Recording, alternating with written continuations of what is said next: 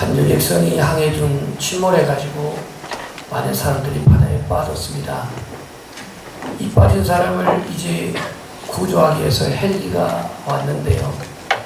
이 헬기에서 이제 자위를 내렸는데 그 사람들이 저마다 살겠다고 헬기에서 내린 자위를 잡기 위해서 발부둥을 쳤는데 맨 먼저 그 자위를 잡은 사람이 국회의원이었습니다. 두 번째로 잡은 사람이 실업과 경제인이었습니다. 세 번째로 잡은 사람이 예술가였습니다. 모두 다 남자였습니다. 왕성한 힘으로 다 뿌리치고 죽기 살기로 그 자위를 잡았는데 그 세 명 다음에 극적으로 줄을 잡은 사람이 아줌마 한 사람이 있었습니다. 남자들의 그 모든 힘을 제치고 네 번째로 자위를 잡았는데 끌어올리는데 중량을 못 이기고 이제 겨울에서 줄이 떨어지기 시작했습니다. 위에서 구조한 사람이 여러분 중에 한 사람 희생해야 됩니다. 이 무게로 끌어올릴 수가 없습니다. 누가 여러분을 희생하시겠습니까? 맨 먼저 1번 타자 국회의원. 나는 이 나라의 법과 이 나라의 그 정치를 해야 하기 때문에 절대로 죽을 수는 없습니다. 그랬습니다. 두 번째 경제인이 말했습니다. 나는 이 나라의 먹고 사는 문제를 책임지는 사람으로서 내가 죽으면 경제적인 타격이 너무너무 커서 안 됩니다 하면서 나는 죽을 수 없다고 그랬습니다. 세 번째, 나는 예술가로서 내가 죽으면 이 나라의 예술은 누가 발전시킵니까? 그렇기 때문에 나는 죽을 수가 없습니다. 마지막 아줌마,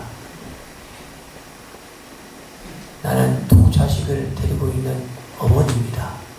그리고 버젓이 돈을 벌고 있는 남편이 있습니다. 내가 이 마당에 죽어야 합니까? 그러나 난 여러분을 위해서 모성에게 그럴 힘으로 내가 죽겠습니다 하고 그렇게 말했더니 위에 있는 세 남자들이 박수! 그 다음은 그냥 상상해 보십시오. 예, 오늘 이 시대에 사랑은 이론이 있지만 실제가 점점 사라지고 있습니다. 이 시대의 위기를 사랑의 결핍, 사랑의 부재라고 말을 합니다. 사랑의 꽃과 열매는 구하지만 사랑의 씨앗은 심지 않고 있고요. 자기 만족과 즐거움 얻는 사랑은 동의하지만 자기 희생과 헌신의 사랑은 그림의 떡일 뿐입니다. 시간이 갈수록 오늘의 현실은 개인적이고 이기적으로 그렇게 바뀌고 있습니다. 아무리 시대의 흐름은 변한다지만 갈수록 혼자 사는 사람이 많아지고 있고 가정 안에 사랑의 결핍으로 결손 가정 많아지고 있으며 직장 안에 사랑의 결핍으로 직장 동료 간의 갈등이 심화되고 있고요. 교회 안에는 사랑의 부족으로 내용 없는 형식적인 신앙만 깊어지고 있는 현실입니다. 오늘 이 시대의 주님의 말씀은 새 계명을 너희에게 주노니 서로 사랑하라 이렇게 말씀하십니다. 26일 정오에 저 신안 증도 건너가기 전 지도에서 후배를 만났습니다. 얼마 전까지 이 지방 내에서 목회를 하면서 또 전남 목회자 코칭에 이 목사님이 같이 함께한 후배였기 때문에 지도를 지나가게 되면 반드시 전화를 달라고 그랬습니다. 그래서 전화를 줬더니 이 후배가 식당 하나를 점심되니까 예약을 해놓고 기다리고 있었습니다. 벌써 돈까지 다 내놓고 기다리고 있었습니다. 제가 개인적으로는 후배에게 밥을 한 번도 얻어먹은 적이 없습니다. 그런데 돈을 미처 다 내놓고 있었어요. 그래서 이 후배의 점심 식사 대접을 받고 얘기를 하고 교회에 어떻게 목회하고 있느냐 내용을 나눈 다음에 이제 배를 탈 시간이 되어서 배에 이제 승선을 하는데 아니 이 후배가 좀 돌아갔으면 되겠는데 계속 서서 손을 들고 있는 거예요. 남이 보면 그 연인이 아니고 아니 부담스러워 죽겠어요. 좀 적당히 하고 들어가면 좋겠는데 아니 그냥 계속 서서 손을 흔드는 겁니다. 그래서 나도 어집지 않게 손을 흔들어요. 그리고는 배가 이제 점점점 시야가 멀어지면서 안 보여진다니까 이제서 차를 타는 거예요. 사랑이라고 하는 것은 작은 것이라도 구체적으로 섬기는 것이라고 주님 말씀합니다. 사랑은 이론이 아닙니다. 개념도 아닙니다. 사랑은 작은 일에 섬김의 실천이죠. 그래서 오늘 본 저자 베드로 사도도 그가 성령 받고 거듭나기 전에는 사랑을 실천이 아닌, 사랑을 순종이 아닌 말로 장담으로 그렇게 말했다가 체면 구긴 적이 한두 번이 아닙니다. 마태복음 26장 33절을 보면 다 주를 버릴지라도 나는 결단코 주를 버리지 않겠다 장담했습니다. 다른 사람이 다 주를 떠날지라도 나는 주를 죽을지언정 버리지 않겠다라고 35절에 말했습니다. 근데 그 말해놓고 얼마 안 있어서 그는 주님을 부인하고 맙니다. 베드로가 성령 받은 후 변화되어 그에게 나타나는 것은 사랑이었습니다. 그 사랑이 충만함이었습니다. 그래서 오늘 본문에도 뜨겁게 사랑하자라고 말합니다. 사랑을 경험하지 않은 사람이 이 말을 할 수가 없습니다. 우리 한번 고백합시다. 마음으로 뜨겁게 서로 사랑하라. 이 말씀이 한 번만 나오면 그럴 수도 있겠다 하겠습니다만은 오늘 베드로 전서 그 3장에서도 말세에 너희들에게 부탁을 하면다 하면서 너희들은 만물의 마지막이 가까웠으니 4장입니다. 4장 7절 정신을 차리고 근신하여 기도하라. 한번 따라서 무엇보다도 뜨겁게 서로 사랑하라. 이렇게 말씀하고 있습니다. 그러니까 베드로도 하나님의 사랑, 예수님의 사랑을 경험하고 사랑하라 이렇게 말합니다. 예, 뜨겁게 사랑하라고 이렇게 말씀합니다. 자, 그러면 오늘 본문 말씀 22절을 함께 다시 보겠습니다. 여러분들은 보시고 저는 읽겠습니다. 너희가 진리를 순종함으로 너희 영혼을 깨끗하게 하여 거짓이 없이 형제를 사랑하기에 이르렀으니 마음으로 뜨겁게 서로 사랑하라 이렇게 말씀합니다. 우리 모든 성도들은 하나님의 말씀으로 거듭난 하나님의 자녀입니다. 그렇기 때문에 오늘 베드로는 서로 사랑하는 것이 마땅하다 이렇게 말합니다. 여러분이 이 말씀에 동의하면 아멘으로 하답하시기를 소원합니다. 그리스도 안에서 여러분은 한 형제가 되었습니까? 한 형제입니다. 피를 섞인 적은 없지만 예수님의 피로 하나 된 한 형제란 말이죠. 우리는 예수 그리스도로 말미암아 한 가족이 되었습니까? 별로 이게 뜨겁지가 않은 것 같아요. 한 가족이 되었어요. 왜? 천국 백성이 되었으니까 한 가족이 된 거예요. 끊을 수 없는 그 사랑으로 가족이 됐다 이거예요. 그렇기 때문에 어떻게 보면은 불신 형제들보다도 더 친밀하고 더 가깝고 더 끈끈한 사랑의 형제간의 가족이 된 것이 바로 교회 안의 지체들이요, 교회 안의 한 성도입니다. 왜냐하면 피를 같이 나눈 형제라 할지라도 구원받지 못한 그 형제들은 하나님 나라에 가서 한 형제가 될 수 없지만, 이 땅에서 피 한 방울 섞인 바 없지만 예수님을 통해서 구원받은 우리 모두는 한 형제요, 한 가족이요, 영원토록 하나님의 영생의 복락을 누릴 수 있는 하나님의 가족입니다. 이것을 오늘 베드로는 말하면서 뜨겁게 서로 사랑하라 이렇게 말씀합니다.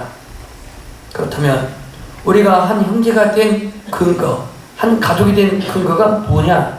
23절에 나와 있는데 23절을 다 같이 읽겠습니다. 시작. 너희가 거듭난 것은 서로 지시로 된 것이 아니요 서로의 지시로 된 것이니 살아있고 항상 있는 하나님의 말씀으로 되었느니라. 아멘. 우리가 하나님의 자녀가 되고 우리가 하나님의 가족이 된 것은 거듭난 것, 다시 말해서 거듭난 자가 하나님의 자녀가 된 것인데, 이것은 썩는 것으로 된 것이 아니고 썩지 않을 씨 하나님의 말씀으로 되었기 때문에, 다시 말해서 거듭난 우리는 하나님의 가족이 되었다, 하나님의 자녀가 되었다라고 베드로는 선포하고 있습니다. 하나님의 말씀은 거듭남의 배경이요, 성령님은 거듭난 성도임을 증거하십니다. 우리를 인을 쳤대요. 인. 그러니까 하나님의 인을 맞은 사람은 성령이 하나님의 자녀라고 증거하고 계시고, 그분이 우리를 구속의 날까지 인을 치셨대요. 성경에 안 나왔어요. 고개 들으세요. 주님이 어디에 있었냐면 우리의 이 심령에 인을 쳤어요. 너는 나의 자녀야. 내가 너를 불렀고, 내가 너를 지명하였고, 내가 너를 선택하였으니, 내가 너를 보배롭게 존귀하게 여기노니 너는 내 것이라고 인을 쳤대요. 성령님이 인을 친 건 누구도 변개할 수가 없습니다. 옛날에는 왕이 인을 치게 되면 그건 변개할 수 없었기 때문에 다니엘도 굴속에 사자굴 속에 들어갔지만, 하물며 하나님께서 보내신 성령이 우리를 자녀되었다고 인을 치셨대요. 인을 치셨대요. 이 인을 친 것을 로마서 8장 15절에 성령의 칭이 우리가 하나님의 자녀된 것을 증거하시느니라, 이렇게 말씀하고 있습니다. 때문에 오늘 우리는 하나님의 자녀가 된 이상은 마음으로 뜨겁게 서로 사랑하라, 이렇게 말씀합니다. 제가 2월 첫 주에 소망의 삶에 대해서, 둘째 주에 거룩한 삶에 대해서, 지난주에 믿음의 삶에 대해서, 오늘은 사랑의 삶에 대해서 말씀하고 있습니다. 이 베드로전서를 요약하면 이겁니다.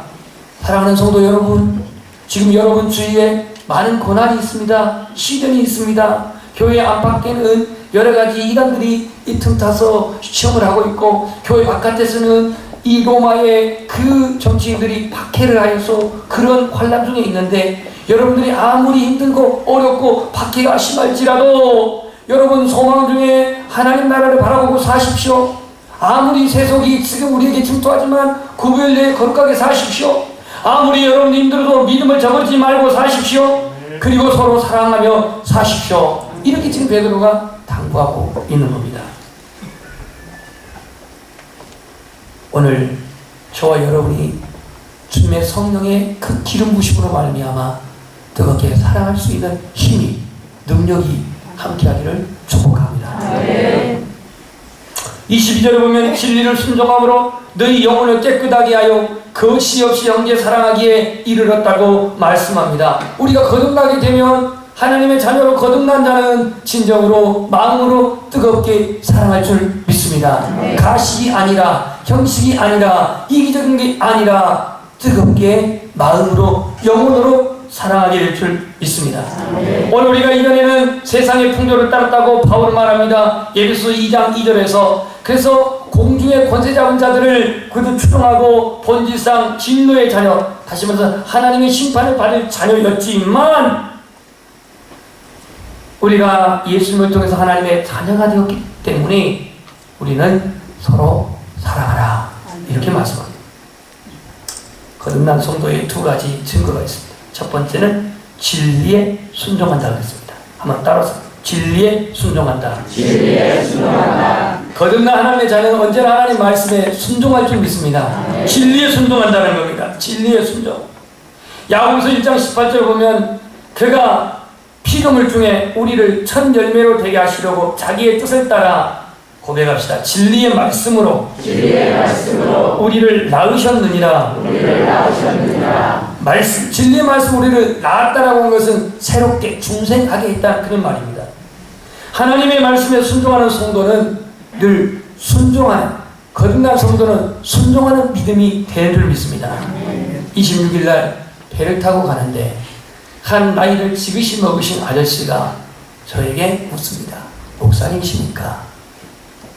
그래서 제가 얼굴이 여기 썩이냐, 목사? 자, 차림새를 보고 그렇게 말한 것 같아요. 예, 그렇습니다. 무슨 일로 들어가십니까? 예, 소학도에 있는 목사님을 만나러 갑니다. 그 목사님을 왜 만나러 갑니까? 완전히 경찰 시험 받고. 그래서 예, 그 교회가 어려워서 지금 선교 요청을 했는데 교회가 어떤 상태인지 보러 갑니다. 이렇게 한 10분을 얘기를 하는데 대뜸 그분이 그럽니다. 하나님은 살아계십니다. 하나님은 분명히 살아계십니다. 이분이 이제 목사님이 되고 선교를 하네요. 맞습니다. 하나님 살아계십니다. 그랬어요. 나도 예전에는 남전도 회장도 하고 왕년에는요 또 교회연합회 활동도 하고 왕성하게 활동하고 그랬습니다. 근데 제가 바람을 피웠습니다. 그래요. 제가 묻지도 않았는데 바람을 피웠대요. 그리고 가정이 무너졌답니다. 가정이 무너졌대요. 이전에는 열심히 교회 생활도 하고 교회 연합 활동도 했는데 한순간 바람 피워가지고 가정이 무너졌대요. 이혼을 했습니다. 차 안에 있는 저 부인은 재혼한 여인이라고 말합니다. 그러면서 자기 처지를 말하는 거예요. 제가 그분에게 뭐라고 했냐면 비록 과거는 실패했지만 비록 과거는 실패와 실수가 했더라도 중요한 것은 지금입니다. 지금 믿음을 회복하십시오. 교회를 안 다니는 게 아니라 교회는 지금도 다닌대요. 주일은 교회를 하는 것도 중요하지만 아직 믿음을 회복하지 않아요. 60대 중반을 알았던 그분은 얼굴이 팍 커가지고 작아가지고 알아보니까 2년 선배야. 2년 선배면 뭐 아시겠지 뭐 어느 정도인지 계산하시고. 왜냐면 거기에 갔던 가본들을 얘기를 하는데 거기는 섬이 다르기 때문에 학교가 틀리지만 개원들을 보니까 전부 다 우리 2년 선배들이라고 해요. 2년 선배들. 아니 나는 다시 봤습니다. 60대 한 65세나 6세 정도는 봤는데 이제 58세야. 세속이 얼마나 힘들었으면 그렇게 맛이 갔을까 하는 생각도 하면서 그 아저씨가 그런 얘기를 나왔습니다.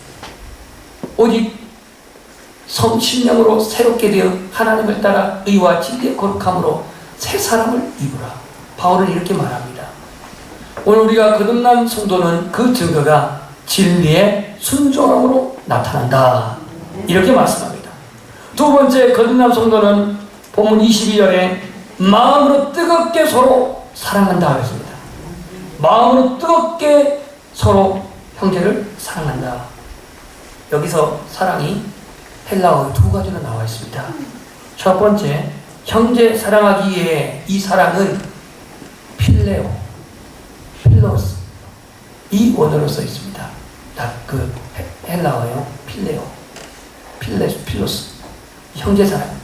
근데 뒤에 나와 있는 마음으로 뜨겁게 서로 사랑하라 여기는 필레오가 아닙니다. 필로스 사랑이 아니에요. 아가페 사랑이에요. 아가페 사랑.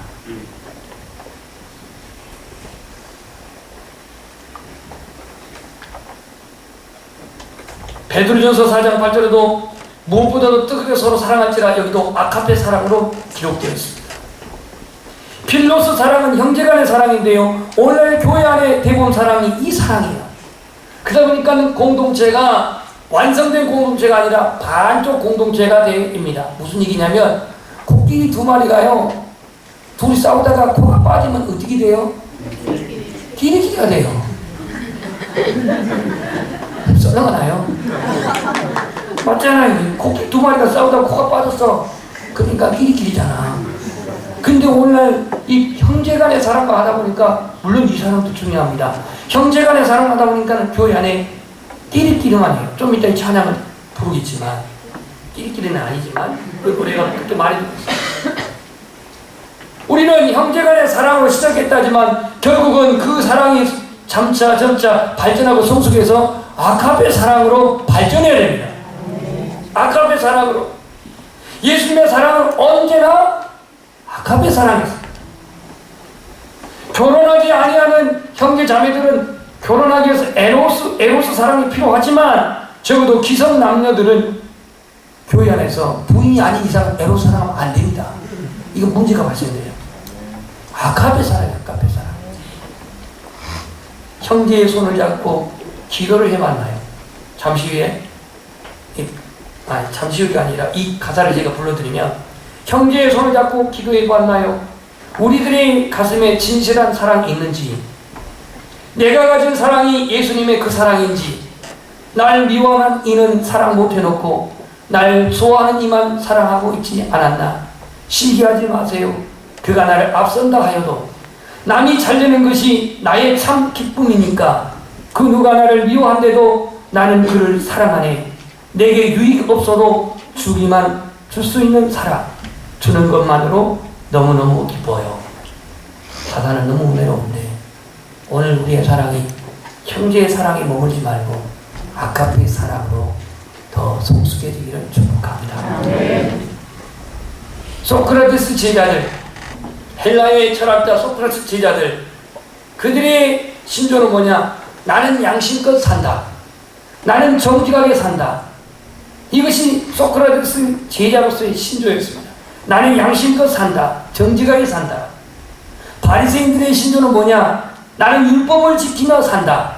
율법을 보존하며 산다. 이게 바리새인 제자들의 신조였습니다.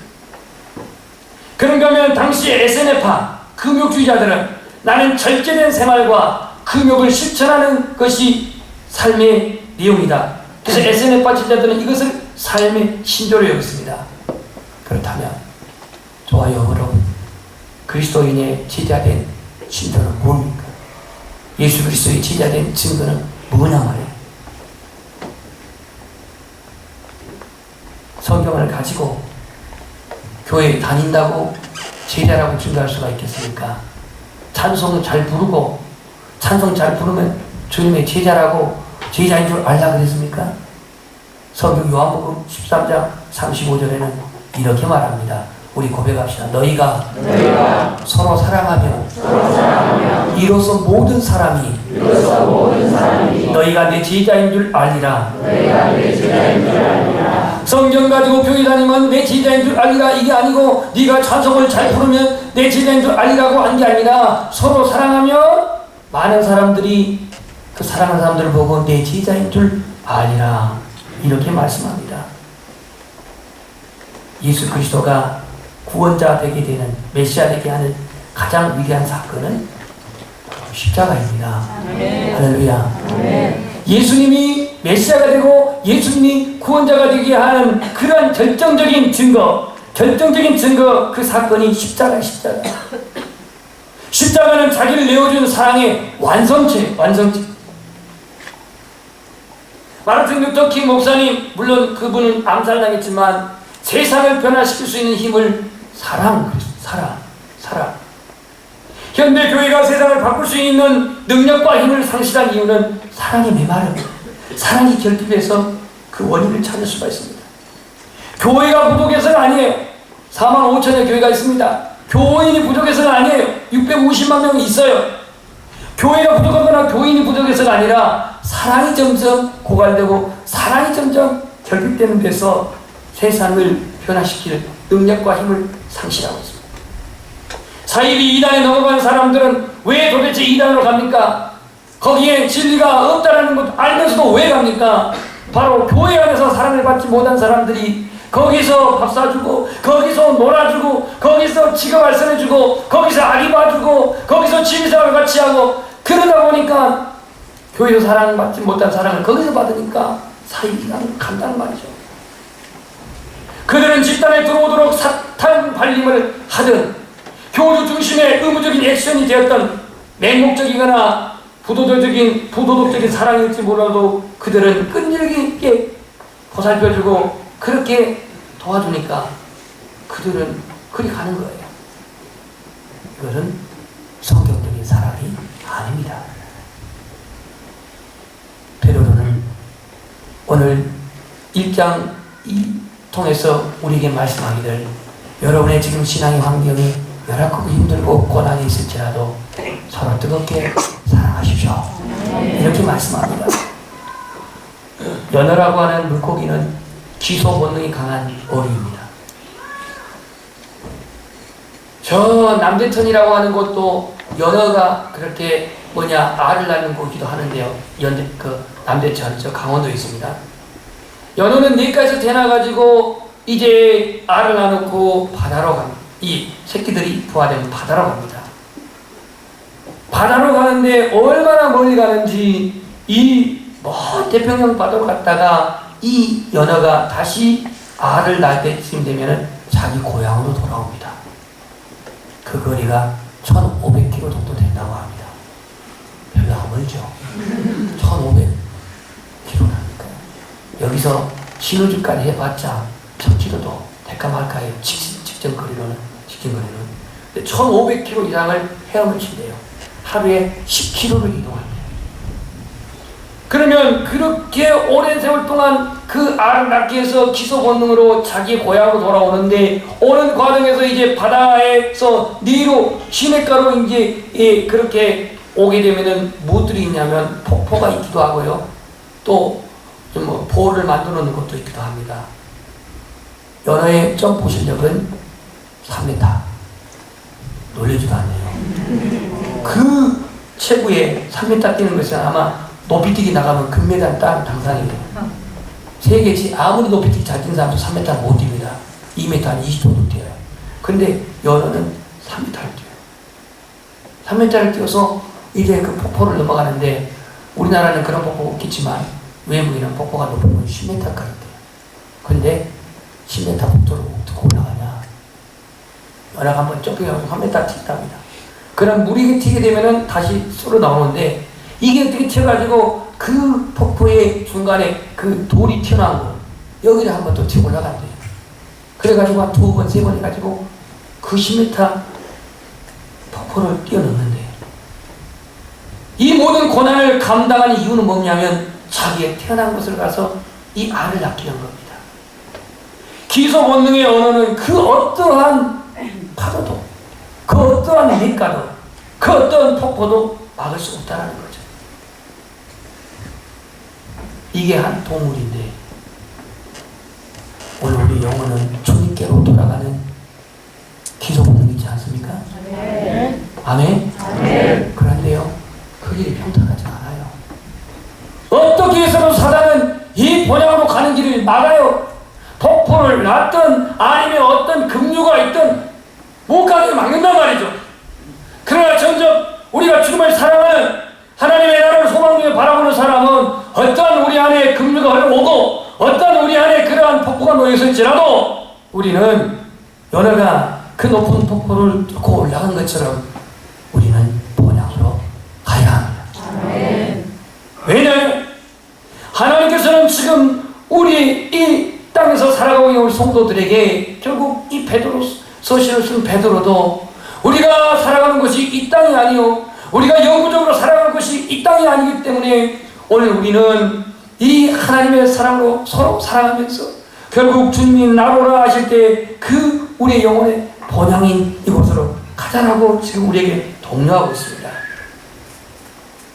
오늘 우리 신앙의 여정에 베드로 사도가 탐구한 말씀, 거짓없이 형제를 사랑하기에 이르렀으니 마음으로 뜨겁게 서로 사랑하라. 이 사랑이 여러분의 가정 안에 하나님의 나라를 통치하는데 바로 키워드가 되시길 바라며, 이 사랑이 여러분의 직장 안에서 또 여러분 학교 안에서 공부할 때 이 사랑이 예수 그리스도의 제자된 증거의 키워드가 되시기를 주님의 이름으로 축복합니다.